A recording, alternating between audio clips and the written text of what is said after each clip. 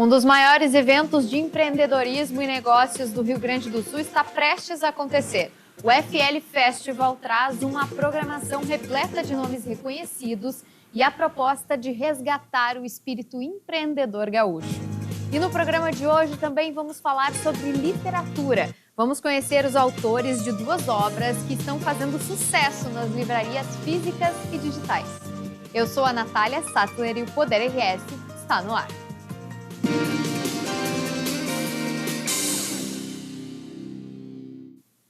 Poder RS tem o apoio de Banrisul, consignado INSS é no Banrisul. Contrate pelo app ou direto na agência.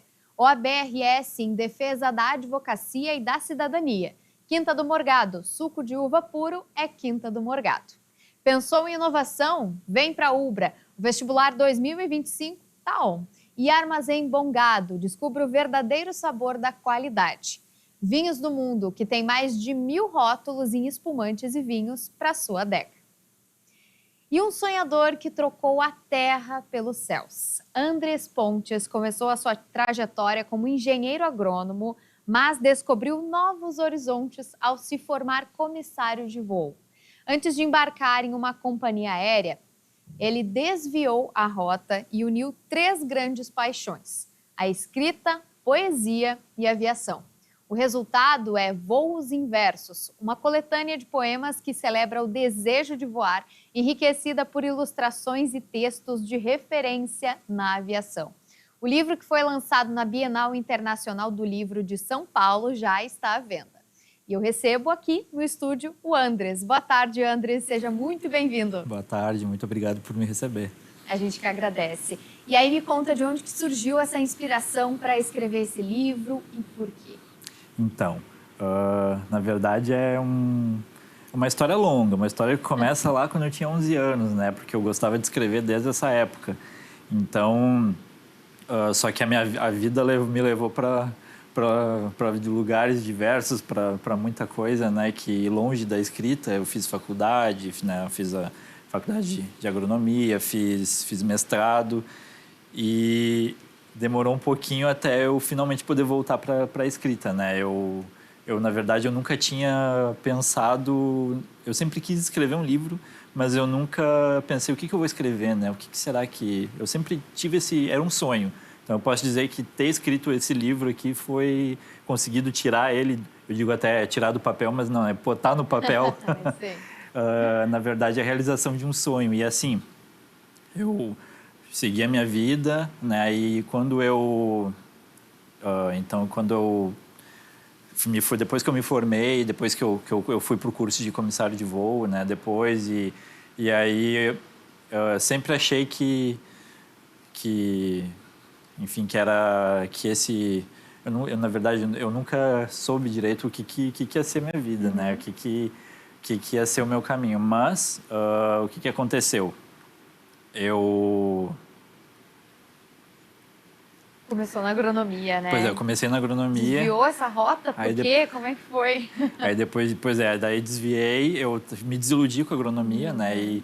E não estava mais gostando, daí de repente surgiu aquela ideia assim na verdade esse gosto pela aviação estava incubado em mim e eu não sabia, né? Aí depois eu descobri o gosto pela aviação, fiz o curso de comissário, só que aí também veio aquela pandemia, né? E aí isso causou muito estresse, isso até adiou o sonho de ser comissário de voo, né? Então aí, como eu sempre tive vontade de escrever, sempre gostei de escrever, e daí surgiu uma oportunidade, eu tenho um amigo que ele me apresentou uma publicação online na época que publicava poesia, de autores desconhecidos. E aí eu recebi aquele desafio, né? Então eu topei escrever um poema, nunca tinha escrito poesia, né? Então eu escrevi, gostei e aí comecei a escrever, né? E aí eu botei na minha cabeça assim, como eu tava com aquele amor recém-aflorado assim pela aviação, né? Então eu pensei, quero escrever poesia sobre isso, né? E aí comecei a escrever sobre isso, eu botei na minha cabeça que eu ia escrever só sobre aviação. E aí foi indo, né? Foi um processo que durou, acho que 2, 3 anos, né? Que eu estipulei uma meta, tem que escrever número X de poemas. Sim. Então, aí, quando eu cheguei nessa meta, eu comecei a procurar editoras e tal, assim, só que, claro, a ideia não nasceu assim, tipo, vou escrever um livro, né? Eu fui escrevendo os poemas e aí lá pelas tantas eu pensei, bom, acho que de repente seria interessante se eu escrevesse um livro, acho que isso dá um livro, né? E aí procurei, então fui correndo atrás de todos os detalhes, tudo que eu precisava, né? Então, na verdade, essa ideia desse livro foi uma junção de como eu acho que eu escrevi em algum lugar, agora não lembro, que é uma junção de um amor antigo, que é a escrita, e um amor mais recente, que é a aviação, né? E deu super certo, porque eu descobri que esse aqui foi o que conseguiu tirar a vontade de escrever um livro da cachola e botar no papel. Muito bom. E tu comentou dessa tua mudança de rota, que tu se formou em agronomia ali. Como é que surgiu essa paixão pela aviação? São centenas de poemas que tem aí no teu livro, né? E todos eles com este ponto em comum, que é a aviação. Que amor é esse pela aviação? Como é que ele surgiu? Pois então, né? Eu acho que ele foi um amadurecimento do gosto por viajar. Eu sempre, quando eu era lá, tinha meus 14, 15 anos, eu viajava muito com a família, né? E era eu que montava o roteiro, que pesquisava o hotel, que fazia todos os pontos, né? Fazia tudo da viagem. O guia da família. Exatamente, eu era o guia da família, né? Então eu comecei a trabalhar com turismo ali quando eu comecei a abandonar a agronomia. Eu comecei a trabalhar com turismo, só que eu achei que ainda faltava alguma coisa ali, porque tipo no começo eu era muito tímido, então eu queria lidar com um grupo assim, e daí eu achava que não estava dando certo, então eu achava que precisava de alguma coisa que fosse mais a minha cara, assim, que fosse mais talvez não tão. Porque no turismo, o pessoal os guias, eles têm uma animação, assim, eles têm que ter uma energia, né, para levantar o pessoal, animar o pessoal. Então, eu achava que eu era uma pessoa mais na minha, assim, que eu precisava de alguma coisa mais calma, mais tranquila. E daí surgiu aquela ideia lá em casa, depois de muitos momentos, assim, de desespero, de não saber o que eu ia fazer da minha vida, de chorar, pensando o que ia ser da minha vida. Né? Surgiu aquela ideia assim, olha, sempre gostei de viajar. Eu sempre gostei de viajar, eu sempre gostei de estar dentro do avião, sempre desde que eu pisei pela primeira vez dentro de um avião, eu adorei, eu queria estar sempre dentro do avião. Né? Então, gente, por que eu não faço o curso de comissário de voo, né? E aí, no curso, eu me achei, assim, foi aquilo, tipo, que eu nunca me encontrei no curso de agronomia, eu me encontrei no curso de comissário de voo, né? Que bacana. E aí, foi tipo, amor à primeira vista, deu tudo certo, né? E a gente estava conversando aqui antes do Poder RS começar e trocando uma ideia sobre essa questão aí. O Andres, ele se formou em agronomia e aí mudou de rota no meio do caminho. Então, para a gente não se cobrar tanto, que às vezes o nosso amor ali pela profissão, que realmente vai fazer sentido, ele chega no meio do caminho, né? Mesmo a gente já tendo se formado em outro curso. É, uma coisa que eu acho assim, ó, uma mensagem que eu quero passar com esse livro e que eu acho que ela é uma mensagem assim que eu quero levar para as pessoas, assim, que eu acho que é uma lição, foi uma lição de vida para mim mesmo, assim, eu tendo que aprender comigo mesmo a mudar de rota, porque, né, de tanto tempo assim a gente achar que deu tudo errado porque tu não estava no curso certo, perdi muito tempo e tal. A mensagem que eu quero passar é que, assim, com esse livro é tipo, a gente pode mudar de rota, a gente pode seguir outros caminhos, a gente não precisa ser sempre a mesma pessoa, trabalhar sempre com a mesma coisa, a gente pode ser mais de uma coisa, né? A gente pode trabalhar com mais de uma coisa, a gente pode, de manhã trabalha aqui apresentando o jornal e de noite canto, de repente a pessoa gosta de cantar, assim, né? Não precisa ser só jornalista, não precisa ser só engenheiro agrônomo, não precisa ser só comissário de voo. Porque eu ainda quero ser comissário de voo, né? Ainda não desisti. Eu ainda vou ser comissário de voo, só que enquanto eu não entro para uma companhia aérea, eu dou vida às palavras. Tá no caminho. Deixa elas voarem. É, com certeza, que legal.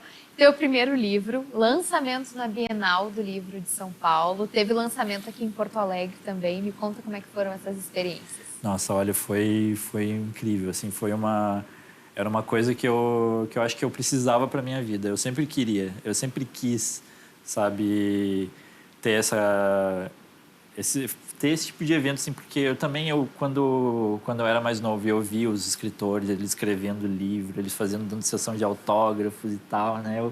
Eu achava, gente, isso é tão legal, né? Eu quero isso. Eu acho que é uma coisa tão... E entrar em contato com o público, sabe? Conversar e as pessoas te lerem, assim, ler o teu conteúdo, né? E te dar um feedback, dizer o que elas acharam, se, gostei muito. Escutar as pessoas dizerem para ti que, gostei muito do que tu escreveu ali e tal. A página tal era aquele poema, parece que foi feito para mim. Eu imagino coisas assim.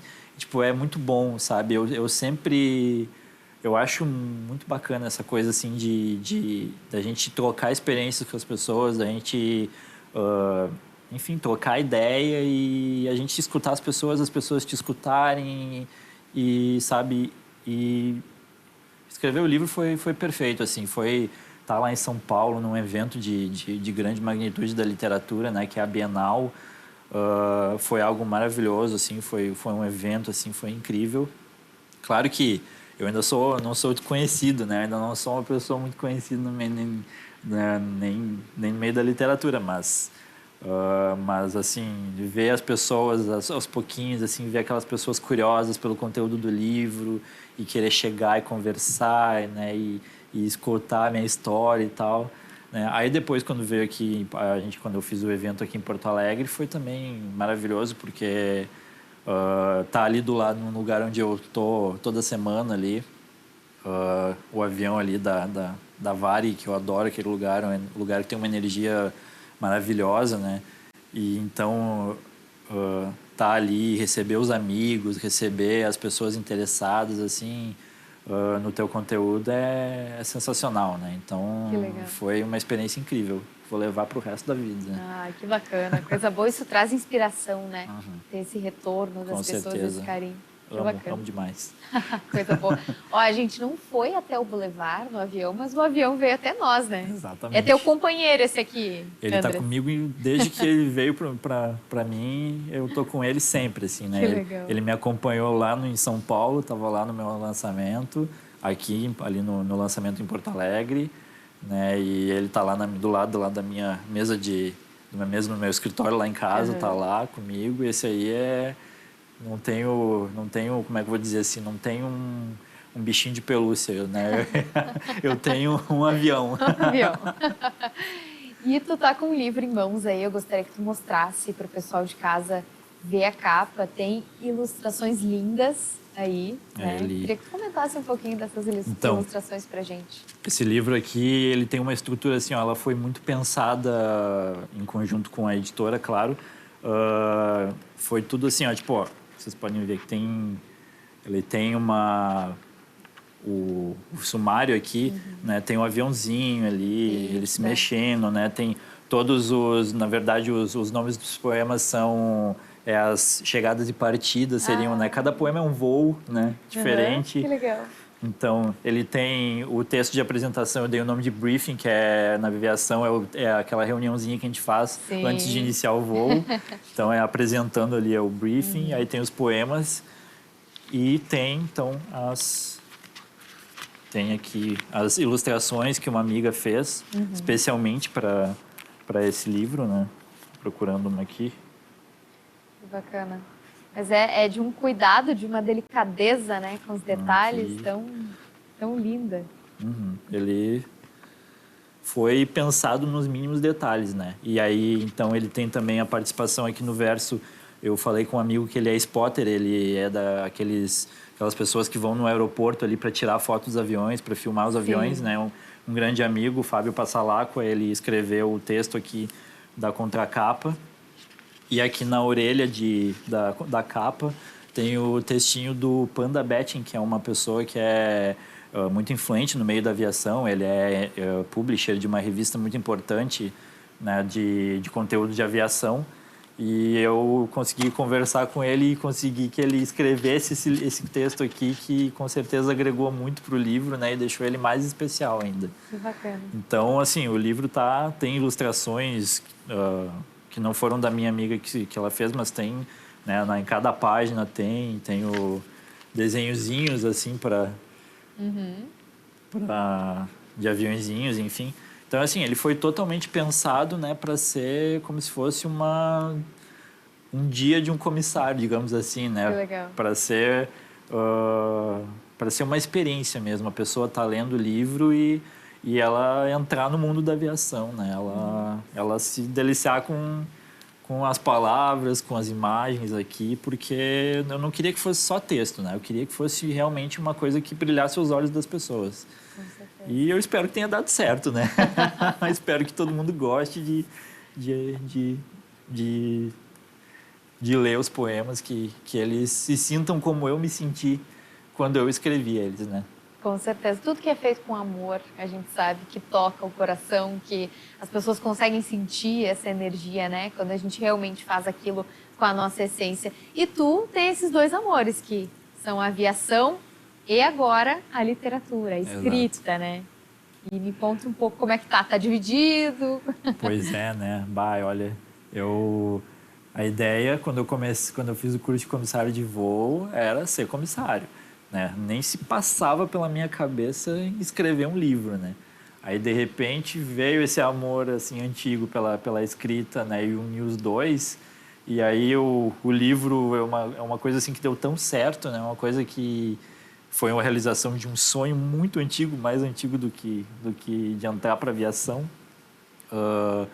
Então deu tão certo escrever o livro, assim, tá sendo uma experiência tão maravilhosa, né? Poder botar minha inspiração aqui e é tão legal ver o feedback das pessoas que já leram, ver elas te falarem que foi, enfim, o jeito como elas se sentiram lendo, Sim. que realmente estou dividido, sabe? Eu tô assim, será que eu vou continuar sendo comissário de voo? Será que eu vou ser só escritor? Não, eu vou ser... Tem que ser um pouquinho dos Tem um dois. pouquinho dos Tem dois, que equilibrar. exatamente. A mensagem que eu passei antes, né? A gente não precisa ser só uma coisa. Exatamente. Vai viajando, vai criando inspiração para novas obras que estão vindo aí, né? Exatamente, eu tenho uma ideia aí começando assim a ser, como é que eu vou dizer assim, vou fazer uma analogia com o forno, né? Vou fazer uma analogia nada a ver agora com a aviação, mas a ideia entrou pro forno, né? Ela está começando a ser assada. Sim. Daqui a um tempo ela vai sair do forno aí e o pessoal vai saber aí. Vai demorar um pouquinho, mas vem uma ideia bem bacana aí também para um segundo livro. Que coisa boa. E o pessoal de casa, onde pode encontrar o teu livro? Tanto livrarias físicas quanto digitais, dá a dica pro pessoal aí. Tá, então, eu costumo ainda falar, por enquanto, que o melhor jeito para encontrar o livro é comigo. Entra em contato comigo, por enquanto assim, mas, claro, ele já está nas plataformas digitais, ele está na Amazon já, pode ser encontrado, né, na internet, a venda na Amazon e a venda no site da editora, Editorial Casa. Então, eles têm esses dois lugares e é esses lugares, por enquanto, que eles estão. As livrarias físicas, ele ainda não, né? Eu estou ainda numa função com a editora aí para ver direitinho, porque eles têm toda uma logística, né?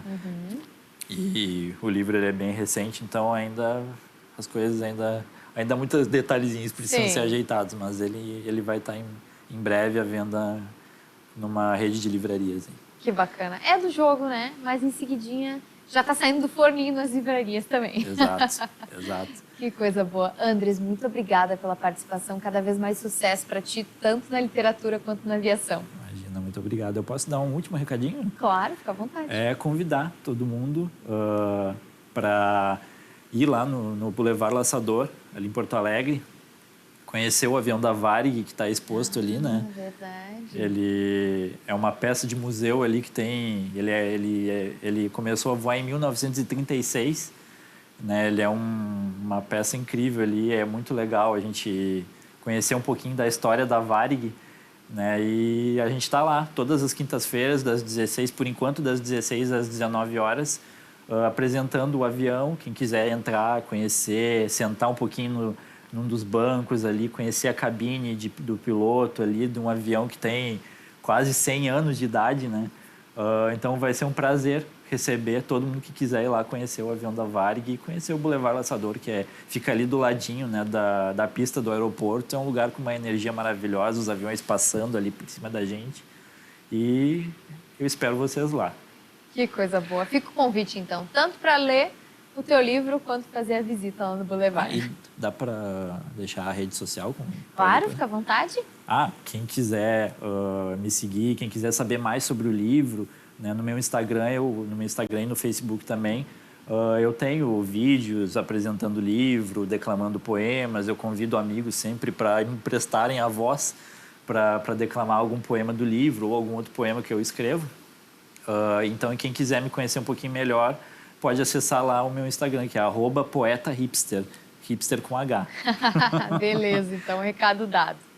Andrés, mais uma vez, muito obrigada pela participação. Seja sempre muito bem-vindo. As portas da Ubra TV estão abertas. Muito obrigado. Até a próxima. Até. E olha, o presidente da Elbra, Carlos Melck, recebeu a comunidade acadêmica da Ubra para uma conversa sobre o futuro da educação.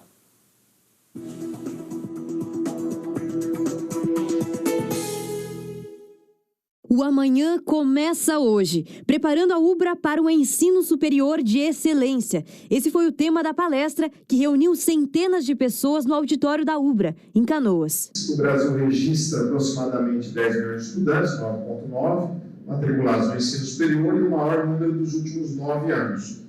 Desde 2008, Carlos Melck atua no setor universitário. Ele deixou o trabalho na área do direito quando se apaixonou pela essência da educação de ensino superior. E eu acredito que tenha sido talvez uma das maiores dádivas que eu pude perceber na minha vida. Como um dos tópicos principais, o presidente da Elbra trouxe uma análise da mudança no perfil do estudante. Em 2021, mais de 3,7 milhões de alunos do ensino superior estavam matriculados em cursos à distância, representando 41,4% do total de matrículas daquele ano. A necessidade da implementação do sistema híbrido e da tecnologia foi impulsionada pela pandemia e hoje é uma realidade no segmento. A minha perspectiva é uma perspectiva de que nós temos que iniciar as ações imediatamente, porque o mercado está aqui, o mercado está sugerindo uma união da universidade com as empresas e com a modernização de todos os seus setores. Nesse futuro de transformações, a Ubra aposta no protagonismo do aluno e reconhece que os estudantes chegam em busca de experiências. Por isso, a universidade se compromete em preparar os docentes para que eles possam oferecer dinamismo no aprendizado. O EAD é uma forma de democratizar e diversificar a educação, mas também apresenta pontos negativos, como a valorização desigual do mercado para profissionais formados nessa modalidade. Por isso, a Ubra investe em diferenciais. Mais de 600 laboratórios, com mais de 14 unidades espalhadas pelo Brasil, com mais de 80 polos de ensino. Então, isso dá para ela uma velocidade e eu acho que uma vantagem que poucos no mercado teriam. Para garantir uma formação integral, a Ubra vai além das habilidades técnicas e traz competências sociais, éticas e culturais. Melck citou como exemplo a forma como a universidade se organizou para ser o maior abrigo do Estado durante as enchentes. Isso não seria possível sem esses conhecimentos. Acho que a Ubra sai na frente porque ela tem poder de decisão muito veloz, a decisão dela é rápida, são comitês menores, bem segmentados, né?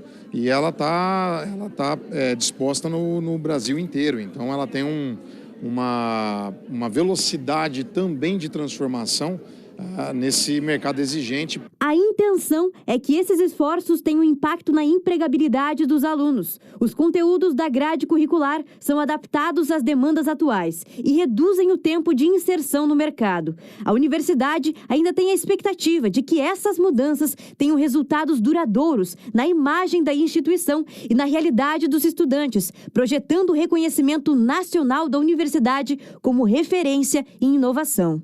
Eu acredito muito na tecnologia, acredito muito na parceria empresarial e também nas redes sociais. Eu acho que isso é fundamental para a conexão com os nossos alunos, com os nossos estudantes. E isso faz a universidade globalizar a sua educação de forma a atender toda uma comunidade que ela vai transformar. Poder RS faz um intervalo para a OAB-RS em defesa da advocacia e cidadania. E vinhos do mundo. Já voltamos.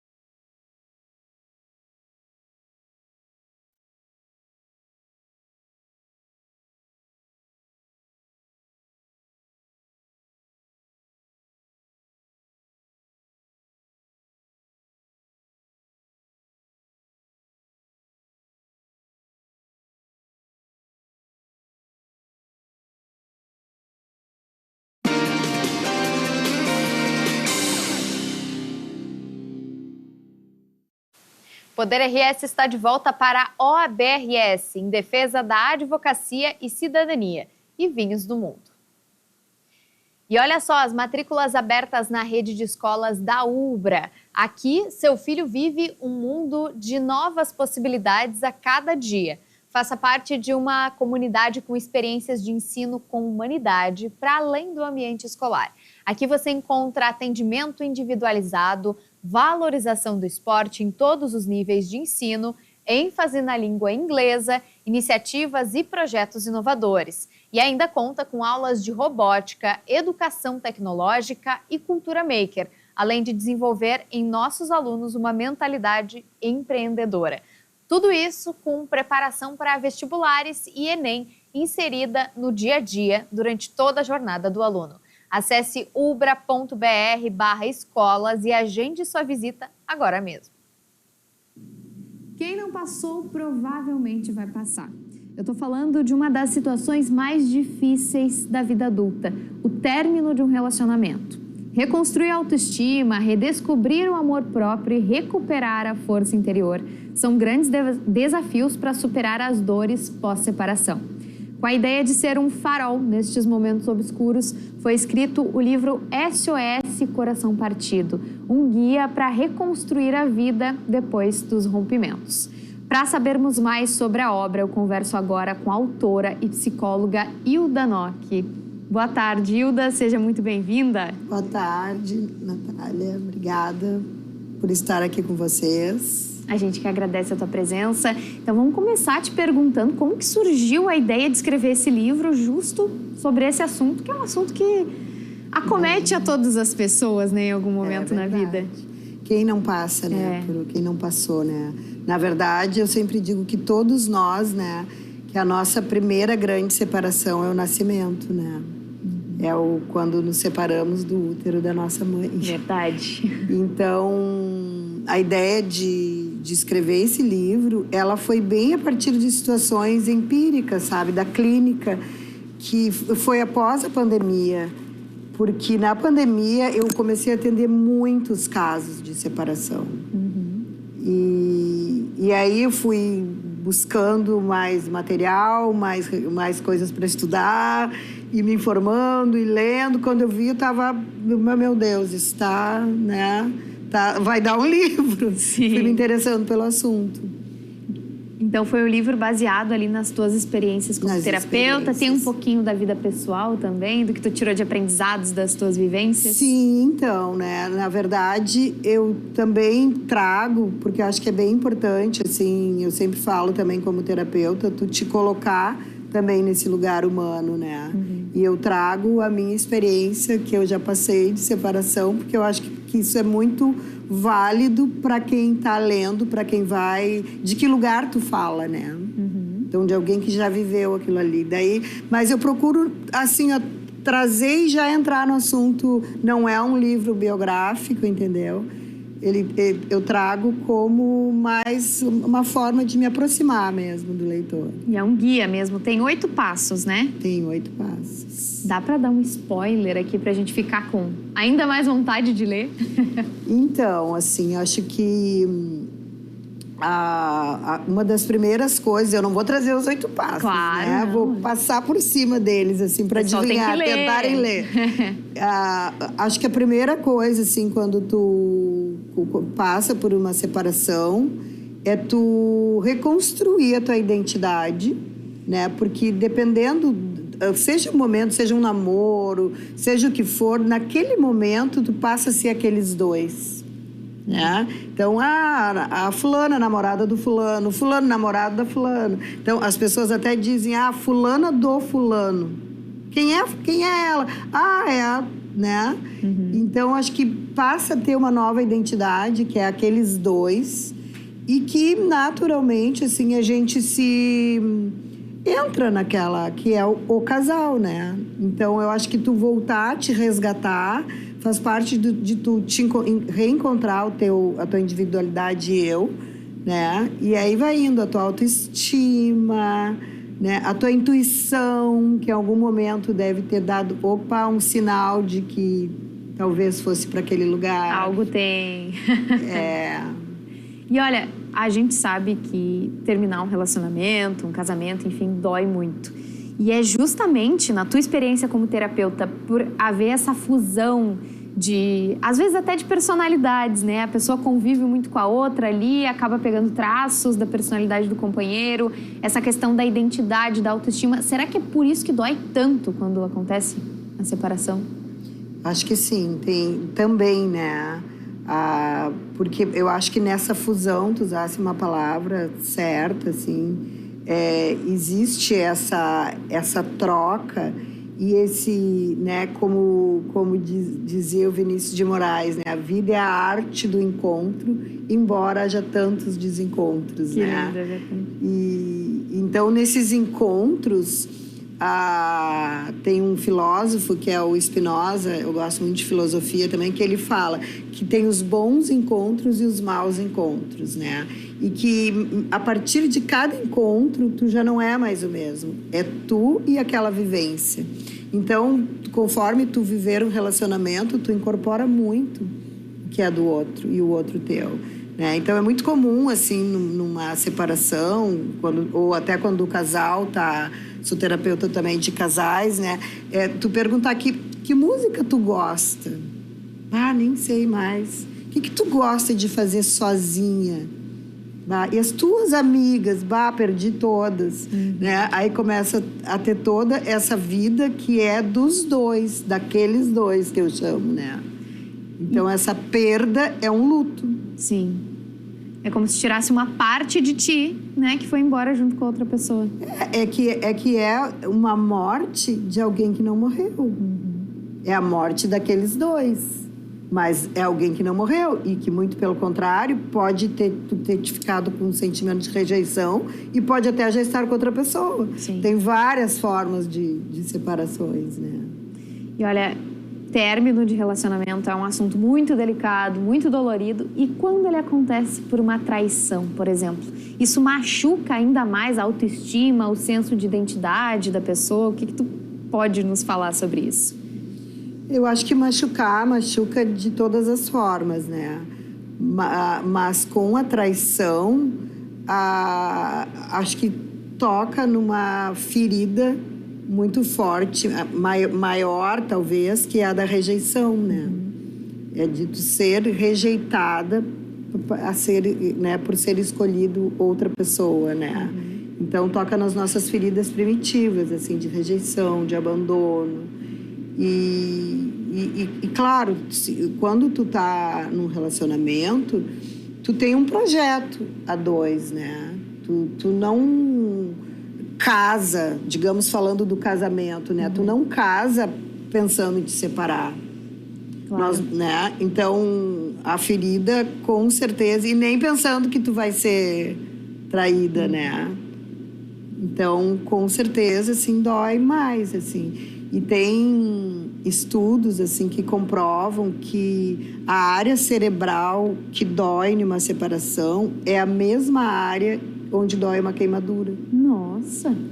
Então, realmente se torna algo físico até. É físico, as pessoas levam a mão no peito, né? É verdade. Dói, parece que rasga. Eu já ouvi essa frase. Parece que tá me rasgando por dentro, assim, dói. É verdade. Nossa, e aí tu comentou ali sobre as feridas primitivas, né? Que muitas vezes vêm ali do seio familiar, da forma como a gente foi criado, os traumas. Qual a importância da terapia? Não só para superar esses momentos difíceis, para lidar de uma forma mais saudável, mas para a vida toda, né? Qual a importância dela? Então, vou trazer um pouco, por exemplo, para a separação, né? E já trazendo assim para a vida, né? Porque as formas, a gente fala nas formas de apego, né? Conforme a gente é criado, tu vai construindo apegos que a gente chama seguros ou inseguros, que vêm das tuas relações, né? Com os teus cuidadores, né? Não necessariamente só pais, assim. E quem consegue ter uma vivência, uma criação mais saudável, constrói um apego mais seguro e talvez transite melhor numa separação. Consiga delimitar mais o eu e o tu, porque teve essa segurança na infância. E quem constrói um apego já não tão seguro, ele já vai transitar de outras formas. Já vem dependência emocional, já vem outro tipo de relacionamento, que aí eu sempre trago assim, ó, a partir de onde tu te relaciona? A partir da tua criança ferida ou a partir de um adulto saudável? E por isso a importância da terapia, porque tu tem que cuidar dessa criança interna, que muitas vezes traz feridas, né, de vários tipos, né, e feridas de abandono, feridas de rejeição, de várias situações vivenciais. E se a pessoa não trata, ela leva para o relacionamento a criança. É verdade. E aí, se o outro também, são duas crianças disputando. E aí, muitas vezes, as relações não dão certo por isso. Porque por isso a gente fala de tratar a criança interna para poder viver um adulto saudável. Olha, fica a reflexão, né? Que muita gente, a gente sabe que se relaciona dessa forma, que não é saudável. Por isso está aqui, SOS Coração Partido, com essa capa linda aqui, um livro que foi lançado na Feira do Livro de Porto Alegre deste ano, tua primeira obra, né, Hilda? Como é que foi essa experiência, a sessão de autógrafos? É muito prazeroso, assim, a sensação de tu concluir, né? Porque eu digo que, outro dia falando com uma amiga, ela disse, então esse é a Hilda de 2022, porque eu terminei ele praticamente, assim, a escrita, o conteúdo em 2022. Aí 2023, como toda humana, a gente vai procrastinar. Isso é um grande tema de terapia também. A procrastinação. Aí fui indo até tu conseguir, assim, opa, tá pronto, sabe? Então é um prazer, assim, de ver pronto, né? De conseguir concluir, porque eu acho que isso é muito importante para nossa autoestima. Eu falo, né, no ciclo da autoestima, a importância de concluir nossos projetos. Ou mesmo, se não concluir, dizer, não vou fazer mais, né? Então isso é muito importante para nossa autoestima, assim. Então foi um prazer muito grande estar na Feira do Livro, foi uma experiência também muito gratificante, assim, muito para mim, assim, que gosto de escrever desde menina, sabe? E que tinha sabia que um momento eu ia começar a escrever, botar em prática, né? Então foi muito gratificante. Que bacana. Já ia te perguntar, inclusive, sobre isso. Perguntar sobre a tua trajetória como psicóloga e como tu chegou nesse mundo da literatura, né? Então já é algo que vem desde a infância. Sim. Eu trago, inclusive, no livro ali o meu primeiro poema, acho que eu tinha 9 anos. Que legal. E sempre foi assim, eu tenho como eu gostava de escrever eu me lembro que eu ganhei uma máquina de escrever dos meus pais. Então, foram marcos, assim, né, na minha vida, assim, a escrita sempre... Mas aquilo, papéis e depois contos, eu gosto de escrever contos guardados lá no Drive. E aí, que é um projeto também que eu quero colocar, né? Aí, até chegar à conclusão, assim, de... Poxa, sabe, eu vou escrever sobre o que eu mais faço, né? Trazer essa experiência, que é uma coisa que me bate muito, assim, as pessoas não poderem fazer terapia, né? A terapia ser uma coisa de uma pessoa, então ela se torna com um valor né, mais alto. Não existe muita terapia no sistema de saúde, são para pouquíssimas pessoas. Então, uma época eu comecei a fazer lives e a responder todo mundo, mas aí se tornou extremamente cansativo. Daí eu pensei em trazer de uma forma de contribuir, né? Aí eu lancei ele primeiro na Amazon. Que legal. Que aí ficou disponível também mais, né? Ficou acessível, né? Best-seller da Amazon. Olha só. Então, o pessoal que ficou interessado nesse livro super bacana, SOS Coração Partido, encontra na Amazon. Encontra na Amazon. Nas livrarias. nas livrarias está chegando. Está chegando. Então, em breve, teremos... eu vou fazer a Feira do Livro agora de Cachoeirinha, sábado. Que legal. Mais um evento. Então, já pode convidar o pessoal para participar da Feira do Livro. A 36ª Feira do Livro de Cachoeirinha. Esse final de semana agora vai ser, não sei se estamos, né, no cronograma ou se já passou, mas vai ser no dia 7. Do dia 7 ao dia 12 de dezembro. Que legal. Hilda, muito obrigada pela participação. Adorei te conhecer, saber um pouco mais do livro. O pessoal de casa com certeza ficou interessado, porque é um assunto que nos interessa, né, a todo mundo. Como a gente falou no início ali, quem não passou um dia vai passar, é algo da vida. E se a gente tiver ali o apoio, principalmente da terapia, né, o acompanhamento de profissionais capacitados como tu e tantos outros, e ainda um guia desses aqui para nos acompanhar nesses momentos, fica muito mais fácil, né? Acho que sim. Hilda, muito obrigada pela participação. Seja sempre muito bem-vinda aqui na Ubra TV. Obrigada, Natália. Obrigada.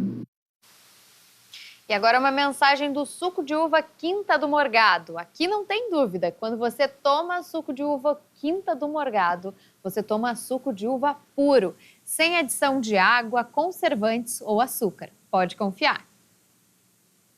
E o nosso correspondente especial em Brasília, o jornalista Fábio Marçal, comenta sobre a linha de pobreza do Brasil. Boa noite, Marçal. Boa noite a todos. A economia de um país tem 1, 2 ou 3 caminhos a seguir. O governo Lula decidiu adotar um caminho que tire os brasileiros da pobreza. E esse caminho ele está seguindo perfeitamente. O nível de pobreza no Brasil, segundo o IBGE, baixou no país entre 2022 e 2023. O percentual da população com rendimento domiciliar per capita abaixo da linha da pobreza caiu de 31,6% para 27,4%. O Banco Mundial define R$ 665 por mês como a linha da pobreza. Isso significa que 8.700.000 brasileiros saíram da pobreza no país em apenas um ano, recuando de 67.700.000 para 59 milhões. É o menor número desde 2012. No mesmo período, o número de pessoas em extrema pobreza também teve uma queda expressiva de 3.100.000 pessoas, caindo de 12.600.000 para 9.500.000. O Banco Mundial estabelece um rendimento domiciliar per capita de pelo menos R$ 209 por mês como extrema pobreza. Pela primeira vez, o indicador ficou abaixo de 5% no Brasil, baixando de 5,9% para 4,4%. E aquilo que eu falei, o Lula está seguindo o caminho que a gente sabe que ele seguiria. Saiu uma pesquisa da Quest, 96% do mercado vem a política econômica indo na direção errada. Perspectivas para o próximo ano chegou ao pior momento do levantamento. 88% dos agentes econômicos e financeiros acreditam que o cenário vai piorar. Piora para uns, melhora para outros. Voltamos amanhã. E o DEMAI não vai ser privatizado. Informação confirmada pelo novo diretor-geral do Departamento Municipal de Água e Esgotos de Porto Alegre, Bruno Vanuzzi, durante o Jornal da Mix desta quinta-feira. O que pode acontecer é uma concessão chamada parceirização. Vamos conferir um trecho da entrevista. Primeiramente, a questão de privatização é completamente fora de questão. Tá? O DEMAI é uma autarquia, é um órgão público uma função de Estado, uma função uma função pública que não pode ser privatizada. Então, gostaria inicialmente de tranquilizar todos que estão nos ouvindo, que têm essa preocupação, aos servidores do DEMAI, que se preocupam com o seu futuro, afinal de contas, Eu sou servidor público também e entendo as preocupações e as angústias pelas quais passam as pessoas quando esse tipo de questionamento acaba se tornando algo mais corrente. Não há possibilidade de privatização, não há possibilidade de demissão de servidores, não é esse o escopo, né? A minha formação, apesar de ser jurídica, teve sempre uma ênfase muito grande em infraestrutura e na legislação vinculada à infraestrutura, que hoje nos permite diversas formas de contratação pública. Nós sabemos que a administração pública ela é insuficiente enquanto um órgão executor. O Estado, a administração pública em nível municipal, federal, estadual, já há algumas décadas, eu falo aí coisa de 40 anos, talvez desde o início dos anos 80, mas acelerando mesmo a partir de 1993, com a Lei 8666, se transformou muito mais num coordenador de ações de empresas privadas do que um executor em si. Grande parte dos caminhões que a gente vê prestando serviço, ou melhor, executando serviços públicos nas ruas, caminhões, retroescavadeiras, o pessoal mesmo, a mão de obra, são terceirizados. A administração pública trabalha dessa forma já há muito tempo, inclusive no DEMAI. A DEMAI possui diversas empresas prestadoras de serviço. A grande questão é: os contratos estão sendo feitos da forma mais moderna, mais adequada e que gere o melhor impacto para a sociedade? Então, assim, entre nós falarmos de uma execução integral com caminhões comprados pelo DEMAI, funcionários todos concursados, todo o material já previamente em estoque, já gasto e imobilizado, aquele dinheiro parado ali num pátio, e nós falarmos em privatização, no meio desse caminho entre esse 8 e o 80, existem diversas outras formas de contratação. E essas contratações precisam ser todas analisadas de acordo com as nossas necessidades. Dando um exemplo bem concreto, nós temos um problema crônico na Zona Sul de Porto Alegre de falta de água. E esse problema decorre de uma insuficiência nos sistemas produtores daquela região que virão a ser solucionados pela entrada em funcionamento da ETA, né, Estação de Tratamento de Água, do sistema Ponta do Arado. Esse sistema está há 10 anos entre projetos e contratação e execução. E o que aconteceu ali? Nós utilizamos, né, quando eu digo a sociedade porto-alegrense, uma contratação fracionada em que 7 empresas executaram parcelas dessa obra. E, claro, basta uma dessas empresas falhar por qualquer motivo que seja, por erro de projeto, por incapacidade técnica da empresa. Não vem ao caso, basta uma dessas 7 falhar para que nós não tenhamos essa estação de tratamento funcionando.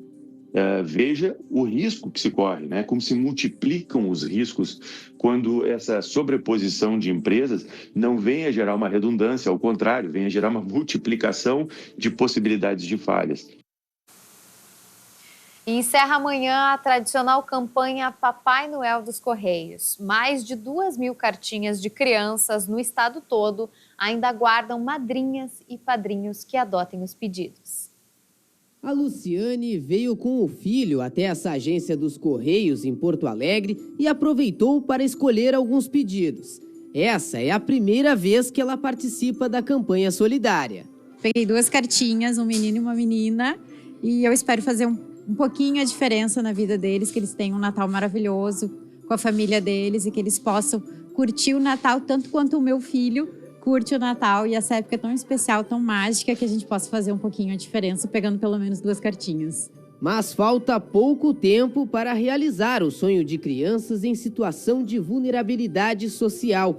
A campanha Papai Noel dos Correios é feita em parceria com a Secretaria de Educação do Estado, que seleciona as escolas participantes. A gente disponibilizou esse ano 15.000 cartinhas, né? Cerca de 15.000 cartinhas em todo o estado.